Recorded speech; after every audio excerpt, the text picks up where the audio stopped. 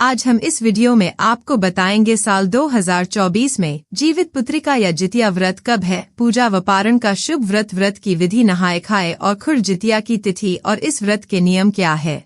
जीवित पुत्रिका व्रत अश्विन मास के कृष्ण पक्ष की अष्टमी तिथि को रखा जाता है। इसे जितिया और ज्योतिया व्रत भी कहते हैं। यह व्रत महिलाएं संतान की दीर्घायु और पुत्र प्राप्ति की कामना से भी रखती हैं। यह व्रत 24 घंटे का निर्जल व्रत होता है। इस व्रत के नियम 3 दिन के होते हैं। आइए जानते हैं साल 2024 में जीवित पुत्रिका या जितिया व्रत कब है, पूजा और पारण का शुभ मुहूर्त, व्रत के नियम, नहाए खाए व खुर जितिया कब है और इस व्रत को कैसे किया जाता है। जीवित पुत्रिका व्रत शुभ मुहूर्त 2024। साल 2024 में जीवित पुत्रिका व्रत 25 सितंबर बुधवार को रखा जाएगा। नहाए खाए की तिथि होगी 24 सितंबर। अष्टमी तिथि शुरू होगी 24 सितंबर दोपहर 12:38। अष्टमी तिथि समाप्त होगी 25 सितंबर दोपहर 12:10।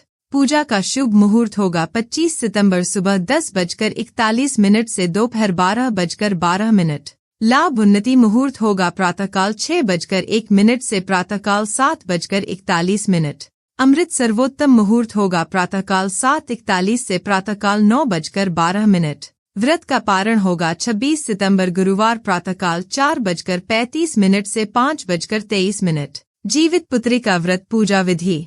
जितिया व्रत के पहले दिन महिलाएं सूर्योदय से पहले जागकर स्नान करके पूजा करती हैं और फिर एक बार भोजन ग्रहण करती हैं और उसके बाद पूरा दिन निर्जला व्रत रखती हैं।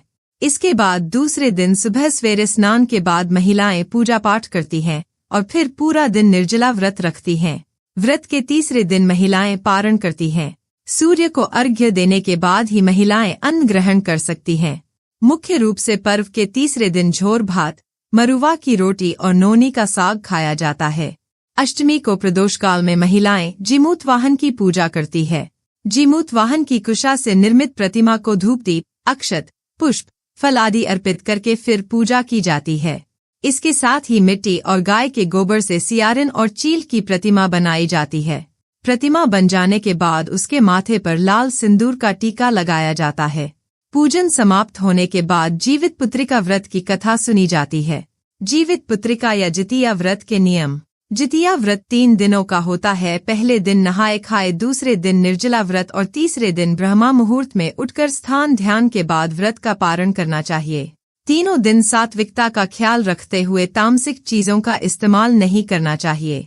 जितिया व्रत को बीच में नहीं छोड़ना चाहिए। व्रत के बाद सामर्थ्य अनुसार दान करना चाहिए। नहाए खाए को सूर्यास्त से पहले भोजन और जल ग्रहण कर लेना चाहिए। जितिया व्रत को निर्जल रखने की परंपरा है। नवमी को व्रत के पारण के बाद ही व्रत खोलना चाहिए। इस व्रत के दिन जीमूत वाहन भगवान की व्रत कथा सुननी चाहिए। इस व्रत में पारण के बाद पूजा में अर्पित किया लाल या पीले रंग का धागा गले में पहनना चाहिए। दोस्तों, अगर आपको हमारे द्वारा दी गई जानकारी पसंद आई है तो कृपया करके वीडियो को लाइक करें, शेयर करें और चैनल को सब्सक्राइब करें।